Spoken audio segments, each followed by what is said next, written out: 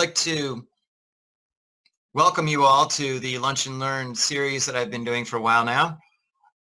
And what I really try to do in this webinar series is throw as much content as I can into the short amount of time that we have today. You know, I find that even just 30 or 40 minutes of content-rich information really will put you ahead of your competition. And more importantly, put you in a position that you can feel much more comfortable not only representing yourself, but really chasing after and pursuing the job that you truly want.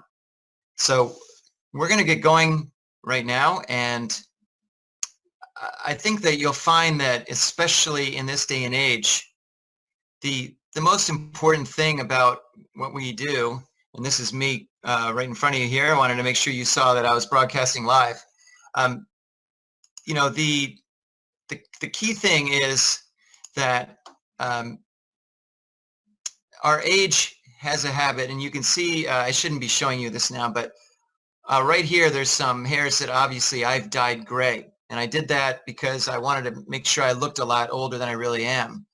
And, you know, the rest of this hair here is obviously brown, but really there's some grays in here. And what that does is makes me look a lot more sophisticated and more capable at interview. But actually that's not the case. You know, we all find that as we get a little bit older and we try to age gracefully, we also find that we're kind of being seen as, you know, I'll take a step back. The other day I had somebody that actually said to me, "Oh my gosh, sir, let me get that for you." And they held open the door, and I was turning around. I was looking, well, wait a minute, where's my dad? Is he here right now? And it really caught me by surprise that people were starting to treat me as if I was a, you know, a senior citizen. And I really didn't want to go through that at all. So anyway, that's, I just wanted to give you a quick peek at who I was, and we're going to start the show now. Over 40 and not hireable. Unfortunately, a lot of us are being pegged that way. And I like to look at it a different way. And I like to say, look, I find that any of us that have been working for a while, we do bring substantial experience to the table. We do bring not just a lot of knowledge, but we've been through a lot of stuff. We've been through lots of markets that have gone up, gone down. We've seen a lot of things, and we've gotten more comfortable dealing with potentially stressful situations, and more so than potentially some of the people coming out of school now and the millennial generation and so on. They haven't seen a lot of that yet. So in my opinion, your age can absolutely be your calling card to a great new position.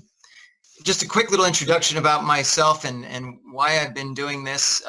You know, I've been an executive recruiter for 25 years. And throughout that time, I have seen what gets people hired and what doesn't. And my opinion is that a lot of times the people will go into a meeting, go into interviews, and they'll be like, oh, holy cow. You know, I'm not really sure how to portray myself. I don't know how to really speak to people and show them that I am the right person to be hired. And what I like to do is really show people, look, you bring a lot of strength. You bring a lot of expertise and experience that many other people don't have. And my passion over the last several years has been to really coach people into not just figuring out what it is you love to do, but how to go about doing it and how to convince somebody that you're the proper choice, that you're the person that is going to excel in a position. So today, what I'm going to be talking about is really how to steer the interviewers and the hiring managers into seeing how your age and how your experience will make you really their first choice. Will make it so that even from the very first couple of questions, they see that you should be the one that they bring on board. And we'll be talking about that. Number two is certainly we're going to talk about how to really expand your professional network. Really make sure that, again, you are getting in touch with the people, the right people that will be making the decisions that will get you on board in that position. And also, look, we're always asked in New York City and everywhere else, whenever you're in an environment that you might be meeting someone for the first time, it's really, well, how do you answer the question, what do you do, right? So we're going to be talking about that.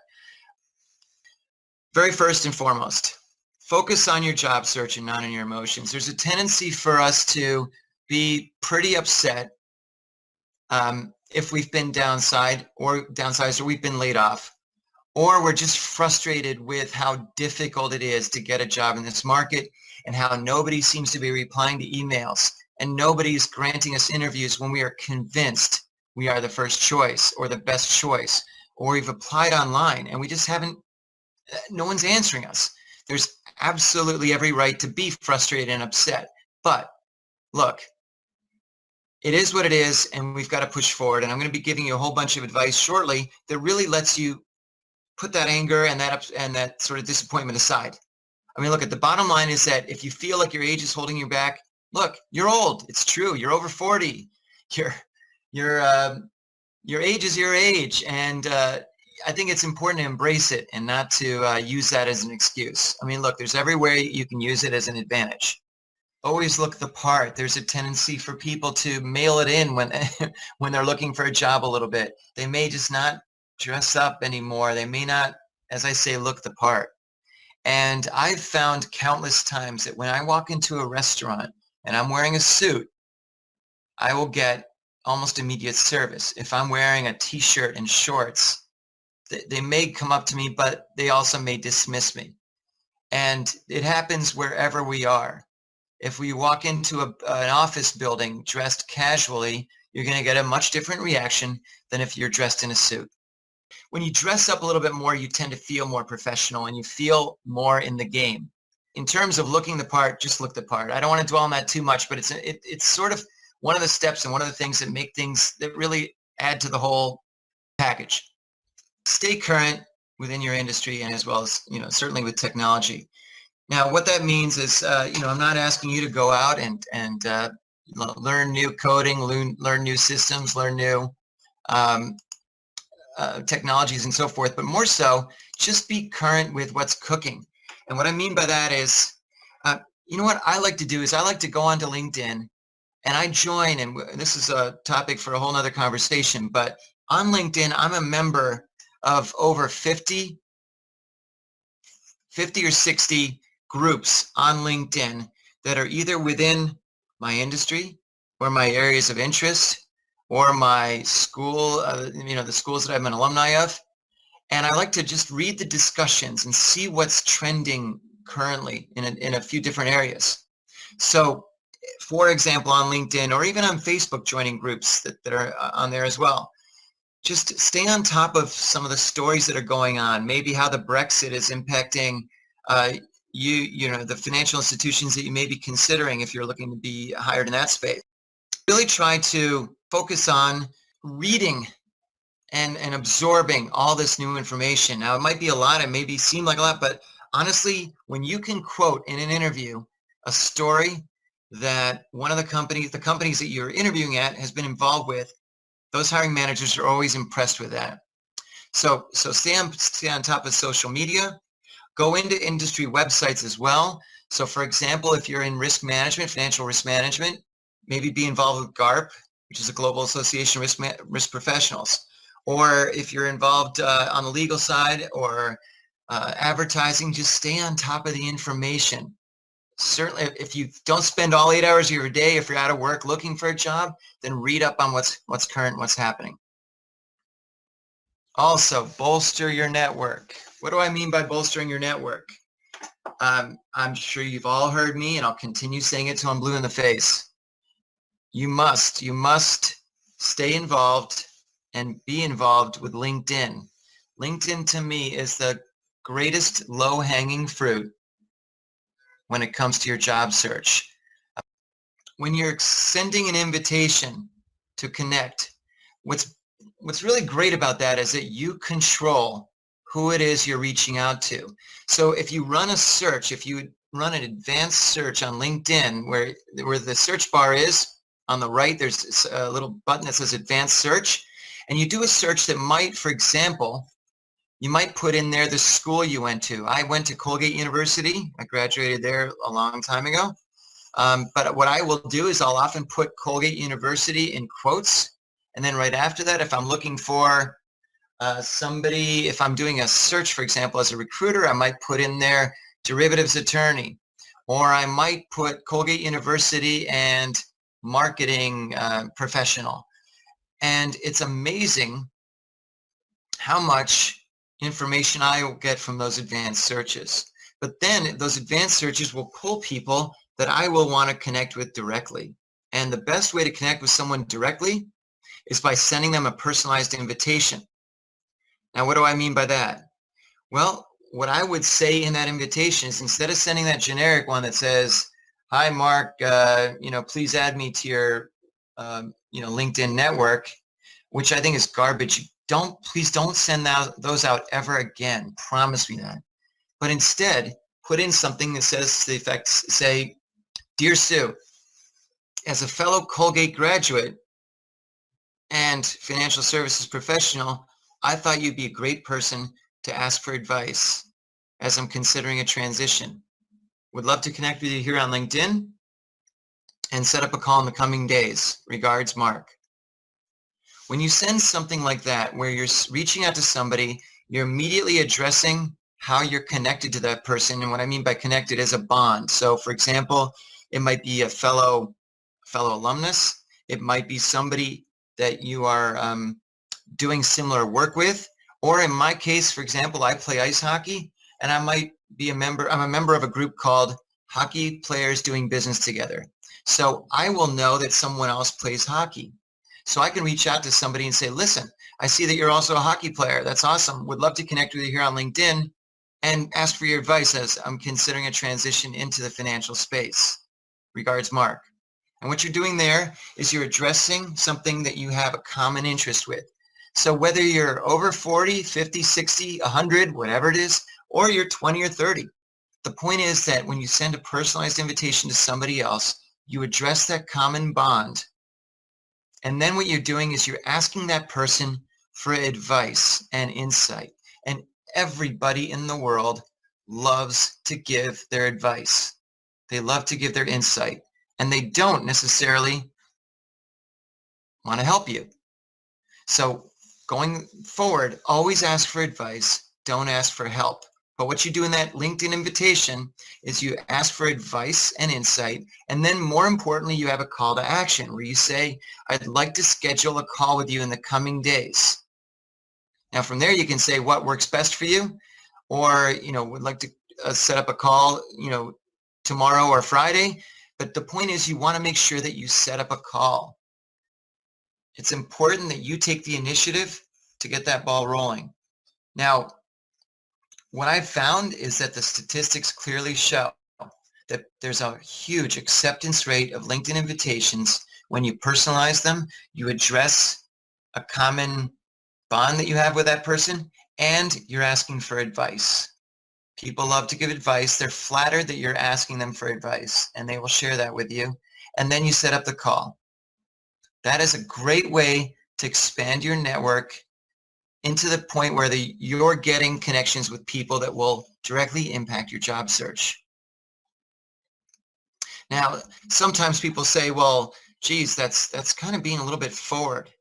And, that might put them a little bit at unease. I agree, it will, to some people. But listen, this is a job search. This is you we're talking about, and this is you getting off your sort of rear end and off the couch and in front of people and working. So if you send this out to 100 people, yeah, 5, 10, or 15 of them might be a little bit upset by that or put off by that. But there'll be a fair amount of people that when they're called to action, they'll accept that call to action. And we want to interact with people that are happy and willing to engage with you directly. And for those people that might be put off by it, well, then they're going to be the ones that are not going to be actually going out of their way to helping you and giving you the advice. So look, LinkedIn is, I hate to put it this way, I suppose, but it's a numbers game. And the more people you reach out to, the more people are going to be willing to not only give you advice and insight, but also connect you with other people that will be directly impacting your job search. So this isn't, this isn't Facebook where we're trying to get a world full of friends and people that we all can hold hands with and have drinks with and so forth. This is your job search. And it's really time to kick it into high gear and to really make connections that will positively impact your job search.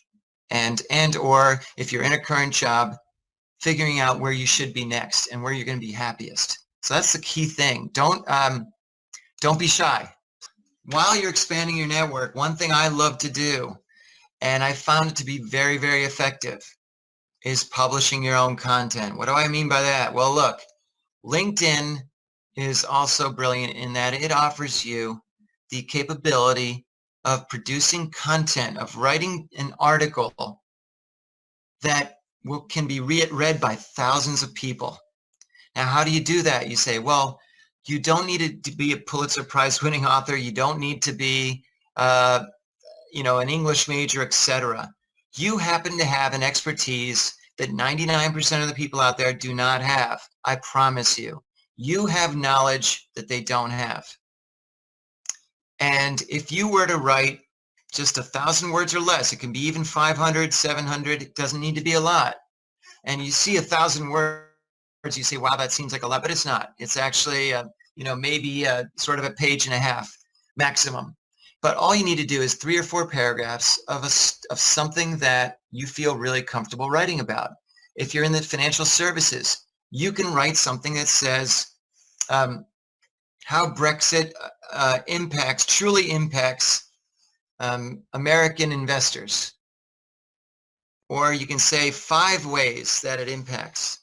Or you can say 7 things to look for when you're considering drawing up a will, legal questions. Or you can be 10 ways to increase your brand or your marketability. Whatever it might be, you've got knowledge that you can share with people. And when you post a story on LinkedIn, post an article, all you got to do is, you click on add a post, publish a post. You find a photograph that you think might match up well with the topic that you're doing. You write a title that you think is compelling, and that's pretty critical. And I can talk to you offline about how to do that. But you write a compelling title, and then you have your content. And then at the bottom of the article, you write, would love to see your comments below on what you think of this article. And please feel free to reach out to me and connect here on LinkedIn, or you can reach me directly at mark@compasspointsadvisors.com, mark@markmoyer.com, etc. Now, in my case, if you've read any of my posts, you'll see that I also have promotions for these webinars. And I also do, I ask people to go to my website, download some of my free reports, watch some of my videos, read my blog posts, etc. But the point is, it's a great way to put yourself out there that nobody else is doing. I promise you.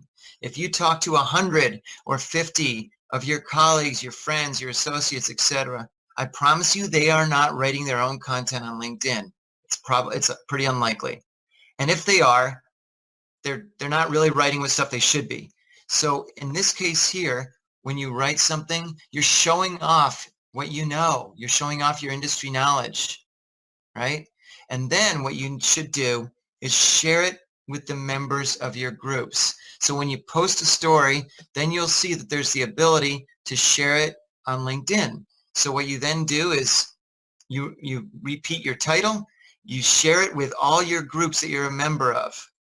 And then you write a little blurb that says, quick little article on the 10 reasons why it's critical to increase your brand awareness, or why it's important to, follow the equity markets, etc. Make sure you use LinkedIn to its fullest. And that's something that we'll absolutely be covering in a future group call as well as a future webinar. Be comfortable answering the question, what do you do? Obviously, if you're either not working right now, it's tough to answer that. Or if you're working, but you really don't know if you really love doing what you're doing, there's a tendency for people to say, well, hey, Mark, what do you do? Well, I currently work at a law firm where I'm a litigator. And yeah, what do you do? And then the other person starts talking about what they do, and then you're off and running talking about that stuff. Or maybe then you say, oh, great, okay, good to know that. Oh, look, the Yankees are winning. Or, oh, look, those chicken wings look good, or whatever it might be. Suddenly you're derailed. My feeling is answering this question, what do you do, is absolutely essential for you to expand your network and meet people that you would not have met under normal circumstances. So instead of, if someone asks you, what do? You don't answer, well, this is what I do. Instead, you talk about what you bring to the table. So instead, you may say, for the past 15 years, I've been helping my legal clients win cases that normally they would have thought were unwinnable. I've been able to generate millions of dollars in claims or in fees or in whatever because they used me, and I've got some unique strategies that have really been able to win these cases for them. And I'm looking to transition that expertise into a corporate environment instead of a law firm environment. Do you know people that might be able to give me some advice? Do you have any ideas for me? What you're doing right there is you're talking about what you're bringing to the table, your legal expertise, and how you've won, big, money for your clients, etc. But then you're saying, and I'd love to leverage that into a into a corporate environment. And then you say, do you know anybody in that space that I should speak with? Or do you have any advice for me? Keep the focus on yourself. Don't then say, yeah, this is what I do, and here's what I bring to the table. What do you do? Because trust me, they will get to that. They will absolutely get to that. But in the meantime, ask them who they know, because they may then say, oh, you know what? Bob over there, I know he works for Coca-Cola. I think he works in their legal department. Let me go introduce you guys. Or, Susan over there, I think she's at a law firm now doing that sort of work, but she's got friends in the corporate space. I'll introduce you guys. Or he or she may say, yeah, actually, I've got some advice for you. This is what you should do, blah, blah, blah, blah, blah. So it's essential that you get comfortable answering, what do you do, with that sort of framework where you just talk about, well, for the past X amount of years, I've been creating wealth for my clients, or I've been saving my company millions of dollars with new software strategies. Whatever you've done that's caused a big benefit, identify that and then say, and I'm looking to leverage that expertise into a blank. And who do you know in that space, or what kind of advice can you give me? It's extremely effective when you answer questions that way. Always put yourself in the mind, in the shoes, in the brain of the person you're interacting with. Always try to think, well, what is it that they're looking for? What is it that they want to hear? And in the case here, where some of us may be over 40, 50, 60, whatever, really anticipate any prejudices that they may have as a result of your age, and really address them as soon as possible. Now, what do I mean by that? Well, look, they may be thinking, uh-oh, this guy looks really old. This woman looks really old. I don't know. They might want to retire soon. So it's important to interject at some point during your conversation that you're looking to work for, 10, 15, 20 more years, that you're looking to jump into a firm where you can make a positive impact right away and continue to make that impact. It's important that they understand that. They may also think, oh, gee, well, I don't think Jimmy is really up to date with some of the new technologies that we know over here. So it's really essential to make sure you interject in there also. Hey, Mark, I've been reading up quite a bit on some of the new strategies that your company is using. And I find that they match up some with some of the ideas that I have that I was involved with in my last firm. Would love to discuss those with you. Make sure you address what you think they may be wondering in advance of your meeting and during your meeting. So my advice is, before any sort of conversations, interviews, meetings, etc., jot down some of the things that you think they may be anticipating in their mind and wondering in their mind, and how you can address those in a way that will put their mind at ease. Okay, so always put yourself in the mind of those people. Most importantly, yes, this is self-serving, but hire a career coach. Why should you hire a career coach? Well, yeah, I'm biased, obviously, but I've found that the people that I've been coaching universally state that they may be really good at what they do. They may be a very successful attorney or banker or marketer or advertising executive, etc. but they're not necessarily up on the trends on how to get a job today, how to get yourself in front of the right people. I mean, look, going through the job search process on your own can be incredibly challenging, really. It's tough, especially in this market. And a coach, I think, can be especially helpful and can partner with you to really help you reassess your skills, to adjust your expectations so that they're realistic, but to keep you sort of going, to give you a swift kick in the rear, and to tighten up a few other skills that maybe have sort of softened over the years. Maybe interviewing skills or how to follow up, especially in this market, and so on. I mean, look, coaches are uniquely qualified. I mean, we are. I mean, this is what we've been doing. And whether you use somebody like me or somebody else, it's really essential, in my opinion, that you use somebody who's an expert in helping you find that next great gig. Because in my opinion, you've got plenty of years left to really, as I say, advance your career instead of just taking a job to pay the bills. Look, most people, when they run a job search, what they do is they wake up in the morning, they go online, they take a peek at who's hiring now, and then they think, oh, maybe I'll apply to this job. And what they're doing is they're being very reactive to what the market is feeding them. And in my opinion, it's essentially to be proactive, to go after directly the jobs that you really want and not the jobs that the market is feeding you. So in my opinion, and I feel very strongly about this, if you follow some of these tips that we've mentioned earlier and you get comfortable answering, what do? You bolster your network on LinkedIn by connecting with other people that are at the same level or more senior than you that will be able to give you advice, that will be able to give you access to some of their connections and some of the people they know. And if you publish some content on LinkedIn, I know that's a little bit more advanced maybe in your opinion, but it is incredibly effective. And to really sort of give yourself your own little kick in the pants, look the part, act the part, feel much more confident. Everybody has issues going into interviews and meetings, right? They like, maybe in your case, you're saying, oh, well, my age might be holding me back. And, I don't know if that's, people are going to think I'm too old.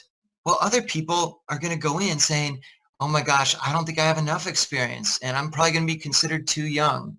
Or other people are going to say, wow, I've had 5 jobs in the last 5 years. That's going to be a big issue. Or someone else may have, started to go to school and then left school. That's going to be a big issue. So, everybody comes into the job search process with some sort of situation or issue or baggage or red flags or whatever it might be. So, look, it's important that you understand that everyone's coming in with the same sort of possible negatives, and that what you can do is absolutely control those to your advantage. You can make your age and your experience really work to your advantage. So, look, I've over the last 35 minutes or so, I've been flying through a whole bunch of tips here and strategies. But I really wanted to make sure that you had some pointers that will really help you. Whoops, here I am again. Pointers that will really help you sort of really get the next job and really be the choice. So I'm going to go back to my screen here. If you hire a career coach, whether it's me or someone else, I think you'll find that they will give you not only these strategies and so forth, but more importantly, really keep you motivated, keep you flying along in the process. There's a gentleman that I've been coaching for the last 4 or 5 weeks now. When we first started speaking, he had been looking for a job for 5 months. He'd been submitting his resume, as he put it, to hundreds of jobs. The first day I spoke to him, I forbade him from sending another resume. I told him to stop doing that immediately. And we started instead with this process where we figured out what it is that he loved doing. In his case, he loved doing some of the analytics, but analytics in an in an industry that he really wanted to be in, which was, oddly enough, the travel industry. And he really loves to travel, and he thought, well, gee, maybe he could transition from his position in a financial firm into the travel industry. Well, lo and behold, what we did then was pursued connecting with people that he had a connection with. He had gone to school to one of the Midwestern colleges, and he reached out to fellow alumni that also happened to be in the travel industry. He made some great connections and then started with the whole process of showing them what he brings to the table and showing them his comfort level in the analytics world, but then how that could be translated from the financial space into the travel industry. And he just last week got an offer to go work at Expedia, where he's going to be working in their in analytics team. And he's accepted that position. And in his case, it went pretty quickly. It was only about a 4 or 5 week process, but he busted his tail to do it, where he reached out to, you know, a couple hundred people on LinkedIn. He really worked the process. And this is stuff that I've learned over the years as an executive recruiter and as a coach that he just didn't know and understand. But once we got through it, he's got this offer that he's accepting, and he's starting in a couple weeks. I'm just going to throw you a quick offer, and then in a couple slides, I'm going to ask you a question where the first 5 people that respond in the chat box are going to get a free session, group calling session. But what I do is I offer definitely some one-on-one personal coaching sessions. That's what this gentleman went through. And it is fairly pricey, and I'm more than happy to discuss it with you offline.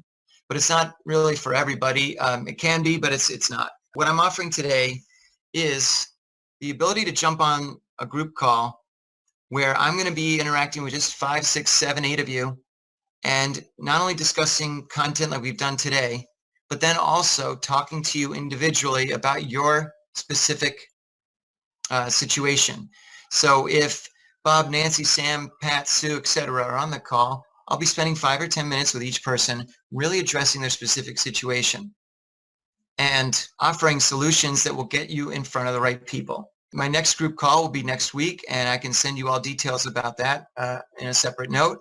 But in a moment, we're going to be giving that away. But listen, one thing I found, and I'm going to harp on this again, we were talking about the career coaching. The people that have gone through my program, they've found out what their dream job really is. I mean, we do a career assessment, and we talk about, well, how can you take the expertise that you have, the things that you're really good at, but then do them in something you love to do. In the case of this guy I was talking about earlier, he wanted to be in the travel industry, and that's where we landed, okay? And how to develop a list of people to network with, to connect with, to reach out to make them a direct contributor to your next position. Because look, most of us, myself including, are not expert networkers. People don't believe me when I say I hate networking, but it's true. I'm not the type of person to walk into a room full of strangers and just start walking around shaking hands. That's not my deal. I like talking to people I know pretty well, and I can I can address a group of 50 or 100 people, but not in the way where I'm saying, hi, my name is Mark, nice to meet you, this is what I do. I don't really like that. But in my opinion, there are ways that you can reach out and connect with people if you don't have that type A personality. And those conversations do lead to interviews, and they will lead to an offer. And that's why I feel strongly about going through coaching programs like mine. I get a big thrill, a big kick out of helping people find their dream job and really finding the jobs that they not only love to be in, but want to be in for a long time, that they wake up Monday morning fired up to go to work. And that's what I love to do. And I'd love to help you get into the job that you love to do. So before I ask you this question, if you could just write in the chat box to the right that you are, if you feel like you've learned a fair amount of things today, I'd love to see that. And then on top of that, see if you're ready to answer this next question. So throw in a couple comments on the left. And also, if you have any last second questions, make sure you put those in there as well. All right. So these are all great. Thanks for your comments. Bob says great comments. Ray, tips were very helpful. All good stuff. Great tips. Thanks, Mark. This is all great. I really appreciate your comments. So here is the question I'm going to ask you. And again, the first 5 of you that can answer this correctly will be the big winners of the next group call. what is the best way, or what is a great way for thousands of professionals to get a good feeling on what you do? What's the best way to reach out to thousands of people that will know what you do and how well you do it? Rachel, Ken, Chris, Fred, Eileen, these are all great answers. That's correct. Bob, publish your own content on LinkedIn. Wow, you're all right. You're all getting it right. I love it. I love it. So here's what I'd like to do. I hate to restrict to the first 5 people. So for all of you that answered with either LinkedIn participation, writing an article, writing a story, it looks like there's more than 5 of you that got it correct.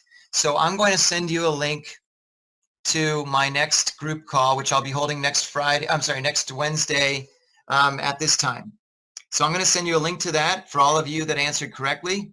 And you're all winners. So congratulations to you all. Also, feel free to reach out to me if you'd like some more information on specific, not just the group calls and the webinars that I'll be doing in the future, but also any one-on-one coaching that you may want to find out more details about. I will also send upon request.